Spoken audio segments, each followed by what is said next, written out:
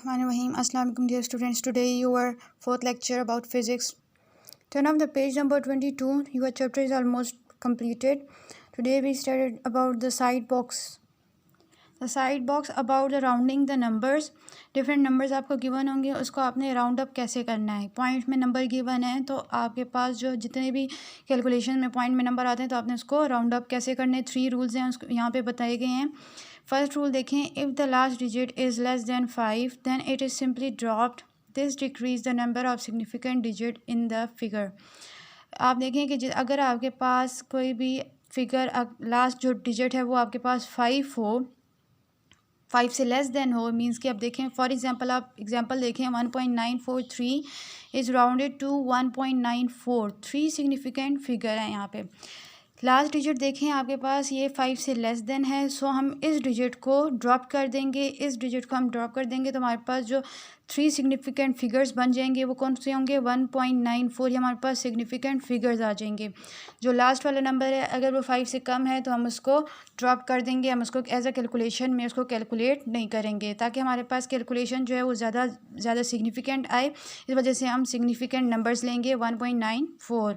Second rule देखें, if the last digit is greater than 5. अगर last digit जो है वो 5 से ग्रेटर हो then the digit on its left is increase by 1. This also decrease the number of significant figures digits in the figure. अब देखिए आपके पास अगर लास्ट डिजिट जो है वो 5 से ग्रेटर देन हो तब हम उसको जो आपका उससे पहला नंबर होगा उसको हम एक नंबर इंक्रीज़ कर देंगे. इसी तरह से हमारे जो सिग्निफिकेंट फिगर होंगे वो और एक्यूरेट हो जाएंगे और उसमें जो एरर होगा वो बहुत ही कम हो जाएगा. लाइक फॉर एग्जांपल आप 1.47 देखें is rounded to 2 significant digit is 1.5. 1.47 last digit देखें इसका 5 से ग्रेटर देन है. सो अगर 5 से ग्रेटर है तो हम इसका जो 4 है उसको हम एक नंबर इंक्रीज़ कर देंगे, मींस कि वो क्या हो जाएगा 1.5. सो हमारे सिग्निफिकेंट डिजिट जो हैं वो यहाँ पे 2 हो जाएंगे, मोर एक्यूरेट हो जाएंगे. इसमें डाउटफुल डिजिट्स जो हैं वो कम हो जाएंगे तो हमारे पास सिग्निफिकेंट क्या आ जाएगा 1.5. थर्ड रूल देखें, if the last digit is 5 then it is rounded to get nearest even number. अगर लास्ट डिजिट जो है आपके पास 5 है, मींस के अब पहले आप ग्रेटर देन 5 देख रहे थे फिर लेस देन देखा, अब देखें वो कह रहे हैं कि लास्ट डिजिट आपके पास 5 आ जाएगा तो आपने उसको कैसे कैलकुलेट करना है. To get nearest even number, आप उसके जो इवन नंबर के जो नियरेस्ट होगा, मींस कि अगर यहाँ पे आपको 3 गिवन है और फॉर एग्जांपल 1.35 देखें इज़ राउंडेड टू 1.4 एंड 1.35 में अब देखें यहाँ पे 5 है इक्वल, तो लास्ट डिजिट जो है उसको आपने क्या कर देना है इवन नंबर के करीब ला देना है. इवन नंबर यहाँ पे क्या बन रहा है आपके पास 2 भी बन रहा है और 4 भी बन रहा है, लेकिन आपने 2 इसलिए नहीं करना है क्योंकि वो 3 से लेस है. 3 से ग्रेटर आपके पास क्या आ रहा है 4 आ रहा है, तो नियरेस्ट 1.4 आपने कर देना है, जिसको राउंड कर देना है, राउंड अप कर देना है 1.4 के इक्वल. दूसरी एग्जांपल देखिए 1.45 is also the rounded to 1.4. 1.45 में देखें कि आपके पास जो नियरेस्ट इवन नंबर है वो आपके पास 6 आता है, लेकिन 6 जो है वो 5 से ग्रेटर है. तो इस वजह से आपने क्या करना है कि आपने इसको 4 तक ही रहने देना है. इसको आपने अगेन जो है वो 1.6 नहीं करना, ना 1.2 करना है, इसको 1.4 तक ही रहने देना है. तो ये 3 रूल्स थे आपके पास कि आप नंबर्स को कैसे जो है वो राउंड अप करते हैं, अगर ग्रेटर हो 5 से लेस हो या 5 के इक्वल हो. तो ये 3 रूल्स आपने जो आपके पास सिग्निफिकेंट फिगर्स आएंगे या जो आपके पास जितने भी साइंटिफिक नोटेशन है उसको आपने कैसे राउंड अप करना है, कैसे कैलकुलेट करना है, ये आपको न्यूमेरिकल में हेल्पफुल होते हैं. Now turn on the page number 24 questions. आज आपकी एक्सरसाइज सॉल्व करेंगे क्योंकि आपका चैप्टर जो है वो ऑलमोस्ट कंप्लीट हो गया है. फर्स्ट क्वेश्चन है आपका, encircle the correct answer from the given choices. अब आपने क्या करना है, जो करेक्ट आंसर होगा उसको आपने इनसर्कल करना है. पहला है the number of base unit in SI. जितने बेस यूनिट हैं टोटल आपने पढ़े में, बेस यूनिट कितने हैं 7, तो करेक्ट ऑप्शन है यहाँ पे आपके पास 7.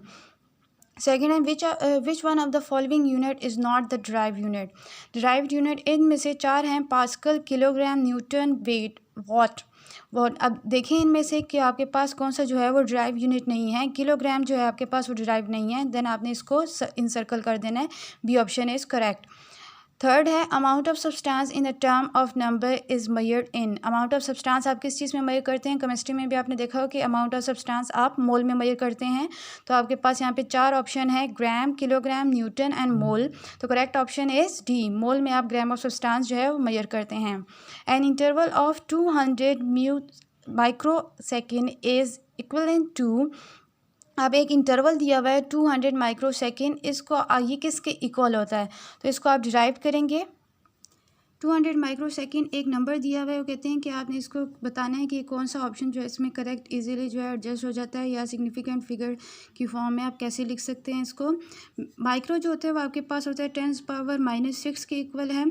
तो 200 मल्टीप्लाई बाई 10⁻⁻6, अगर हम माइक्रो को इस फॉर्म में लिख दें तो भी ठीक है, माइक्रो सेकेंड हो गया। अब इस 200 को हम मोस्ट सिग्निफिकेंट कर देते हैं, साइंटिफिक नोटेशन में चेंज करेंगे। तो आप देखें यहाँ पे 2 0 हैं, तो आपने मल्टीप्लाई बाई 10 करके ऊपर पावर क्या लिख देनी है? 2 लिख देनी है। ये आपस में मल्टीप्लाई हो जाएंगे और जब ये मल्टीप्लाई होंगे तो इनकी पावर्स जो होंगी वो आपस में ऐड होती हैं। पावर ऐड होंगी तो देखिए +2 है और यहाँ पे -6 है, -6 + 2 करेंगे तो आपके पास 4 बचेगा और जो ग्रेटर होता है उसका साइन लगता है -4। तो आपके पास जो करेक्ट आंसर होगा वो होगा 2 × 10⁻⁻4 second. So your correct option is C, 2 × 10⁻⁻4 second. इसको आपने इसी तरह से डिराइव करना है और मैक्सिमम क्वेश्चन आपके अगर साइंटिफिक नोटेशन पे आ गए, सिग्निफिकेंट फिगर्स पे आ गए, आपने इसकी प्रैक्टिस करनी है या आपके इस तरह से इसी अकॉर्डिंग आपके पेपर में आएंगे। विच one of the following is smallest quantity? अब इसमें से देखें स्मॉलेस्ट क्वान्टिटी कौन सी है? 0.01 ग्राम, 2 मिलीग्राम, 100 माइक्रोग्राम, 500 नैनोग्राम। इसको देखें आप, 4 ऑप्शन है आपके पास। 0.01 ग्राम फर्स्ट आपके पास ये ऑप्शन है। सेकंड ऑप्शन है 2 मिलीग्राम। 2 मिलीग्राम में देखें ये मिली आपके पास इक्वल है 10⁻³ के, और अगर हम इसको सिंपली पॉइंट में कन्वर्ट कर दें तो 0.02 ग्राम। 0.1 ग्राम ग्रेटर है लेकिन 0.02 ग्राम जो है वो इससे लेस है। नाउ ऑनवर्ड देखिए 100 माइक्रोग्राम। माइक्रो आपके पास 10⁻⁻6 के इक्वल होता है, तो हम अगर इसको आगे ऑनवर्ड और राइट करें, पॉइंट में लाएं तो 1 2 3 ये 3 हो गए और 3 और 0 डालेंगे तो हमारे पास 0.001 ग्राम हो जाएगा। तो ये इससे लेस है, यानी कि ये इन दोनों से ये वाला क्वांटिटी जो है वो लेस है। फोर्थ पॉइंट देखें 5000 नैनोग्राम। 5000 नैनोग्राम में देखें नैनो आपके पास होता है 10⁻⁻9 के इक्वल। इसको आप पॉइंट में चेंज करेंगे तो 0.000005 ग्राम, मीन्स कि ये सबसे स्मॉलेस्ट क्वांटिटी आपकी आ रही है। इतने ज़ीरो के बाद जो है आपके पास एक डिजिट आ रहा है, तो वो भी ये देखें कि इनमें से जो सबसे छोटी क्वांटिटी है वो आपके पास आ रही है 5000 नैनोग्राम। तो इन क्वांटिटीज़ को आपने इसी तरह से डिराइव करना है। ये नहीं देखना कि यहाँ पे 5000 लिखा हुआ है तो ये सबसे ग्रेटर क्वांटिटी है, नहीं। आपने देखना है कि इसके साथ आपका जो यूनिट आ रहा है वो कौन सा है? नैनो आ रहा है, मीन्स नैनो जो है वो -9 की इक्वल होता है। उसको हम पॉइंट में चेंज करेंगे तो हमारे पास इस फॉर्म में आएगा, जबकि ये सबसे छोटी क्वांटिटी हमारी आ रही है। सो your correct option is D, 5000 nanogram. Which instrument is the most suitable to measure the internal diameter of the test tube? Internal diameter of the test tube आप कौन सा आपके पास एक इंस्ट्रूमेंट है जिसे आप इजीली मेजर कर सकते हैं? टेस्ट ट्यूब आपने देखा होगा कि उसके लॉन्ग ट्यूब होती है, उसका डायमीटर हम कैसे फाइंड करेंगे? 4 ऑप्शन है आपके पास, metre rule, vernier calliper, measuring tape, screw gauge. तो सबसे इजीली आप जो डायमीटर मेजर करते हैं वो आप वर्नियर कैलिपर से करते हैं, तो करेक्ट ऑप्शन इज बी। 7 देखें, a student claim that diameter of the wire as 1.032 centimetre using the vernier caliper up to extend to you agree with it. अगर हम इसको और एक्सटेंड करें, यानी कि एक स्टूडेंट ने डायमीटर मेजर किया वायर का, वो है 1.032 तक, हम वर्नियर कैलिपर से उसने मेजर किया डायमीटर को, वो कहते हैं कि हम और इसको एक्सटेंड करें तो वो कितने तक आएगा? मीन्स कि अगर हम और एक्यूरेटली एक डिजिट ले रहे हैं तो वो कितने तक आएगा? फर्स्ट है आपके पास 1 सेंटीमीटर, सेकेंड 1.0 सेंटीमीटर, यानी कि सेम ही आ रहा है, 1.03 सेंटीमीटर एंड 1.032 सेंटीमीटर। एक तो आपको दिया हुआ है 1.032 सेंटीमीटर तक उसने मेजर किया है, तो हम उसको एक साइंटिफिक नोटेशन, एक साइंटिफिक फिगर के थ्रू में कैसे लाएंगे? तो ये पॉइंट जो है ये आपके पास डाउटफुल होता है, तो हम अगर सिग्निफिकेंट फिगर्स में देखें तो 1.03 तक आता है, तो करेक्ट ऑप्शन इज़ 1.03 सेंटीमीटर। 8.1 देखें, a measuring cylinder is using to measure. Measuring cylinder से आप क्या इजीली मेजर कर सकते हैं? Mass, area, volume, level of liquid. तो आप उससे क्या मेजर करते हैं? वॉल्यूम मेजर करते हैं। मेजरिंग सिलेंडर से आप डिफरेंट लिक्विड्स का, डिफरेंट सॉलिड का जो है वो वॉल्यूम मेजर करते हैं।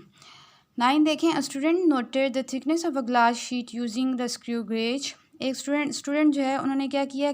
थिकनेस, मोटाई जो है वो मेजर की है स्क्रू गेज से किसी भी ग्लास शीट की। One of the main scale read 3 division while the division on the circular scale coincide with the index line it's thickness is. अब आपने देखना है कि मेन स्केल की जो रीडिंग आई है वो 3 डिवीजन पे आई है, while 8 division of the circular scale जो आई है वो क्या आई है? 8 आई है। यानी कि जो इनकी इंडेक्स लाइन है वो 3 और 8 डिवीजन के दरमियान कंसाइड हुई है। तो इसका जो थिकनेस होगी वो क्या होगी? 3 ऑप्शन है, 3.8 सेंटीमीटर, 3.08 मिलीमीटर, 3.8 मिलीमीटर और 3.08 मीटर। अब इसमें आपने कैसे डिराइव करना है? मेन स्केल की रीडिंग जो आई है वो 3 मिलीमीटर है, यानी 3 division of the main scale है, यानी 3 मिलीमीटर हो गया। सर्कुलर स्केल की डिवीजन आपकी 8 डिवीजन पे आई थी। तो अगर सर्कुलर स्केल की 8 डिवीजन आ रही है तो आपने उसके स्क्रू गेज के लीस्ट काउंट के साथ मल्टीप्लाई कर देना है, क्योंकि आप स्क्रू गेज से मेजर कर रहे हैं तो स्क्रू गेज के लीस्ट काउंट से सर्कुलर स्केल की रीडिंग मल्टीप्लाई करेंगे। तो 8 डिवीजन आ रही थी, 8 multiply by least count of screw gauge is 0.01। ये इसको आपने मल्टीप्लाई किया तो आ जाएगा 0.08 मिलीमीटर। दोनों यूनिट मिलीमीटर में होंगे, दैट्स वाई हम इसका यूनिट मिलीमीटर यूज़ करेंगे। और स्क्रू गेज की जो मेजरमेंट्स होती हैं आपकी वो मिलीमीटर में ही कैलकुलेट होती हैं। Find the thickness. अब हम इस ग्लास शीट की थिकनेस फाइंड करेंगे। तो कैसे करेंगे? जो आपकी मेन स्केल की रीडिंग है उसको और सर्कुलर स्केल की डिवीजन, जितने भी डिवीजन आई है आपके पास 0.08 आई है, दोनों को एडअप करेंगे तो आपके पास जो करेक्ट ऑप्शन आता है वो 3.08 मिलीमीटर आता है। So your correct option is B, 3.08 millimeter. A significant figure is expressed in all the digits, all the accurately non-digits, all the accurately non-digits and the first doubtful digit, all the accurately non and all the doubtful digits. Significant figure आप किस तरह से express करते हैं? 4 option है आपके पास। All the digits, सब digits आप लेते हैं? नो, हम सब डिजिट्स नहीं लेते। All the accurately known digits, कि आपके पास जितने एक्यूरेटली नॉन डिजिट्स होते हैं आप वो लेते हैं? No. All the accurately known digits and the first doubtful digits, आप एक्यूरेटली नॉन डिजिट्स लेते हैं एंड एक doubtful digits, first doubtful digits होता है। जैसे आपने इसमें देखा था कि आपके पास डाउटफुल डिजिट 2 आ रहा था, इसी तरह से वो कह रहे हैं कि एक फर्स्ट डाउटफुल डिजिट्स लेते हैं। Yes, all the accurately known digits and all the doubtful digits, कि एक एक्यूरेटली होता है आपके पास, ऑल एक्यूरेटली होते हैं, ऑल डाउटफुल होते हैं, वो भी रॉन्ग है। तो आपके पास जो करेक्ट आंसर है वो है all the accurately known digits and the first doubtful digits. इस तरह से आपके ये MCQs कंप्लीट हो गए हैं और जितने इसमें डिराइव करने वाले हैं उनके आपने खुद प्रैक्टिस करनी है, या आपकी होम एक्टिविटी है।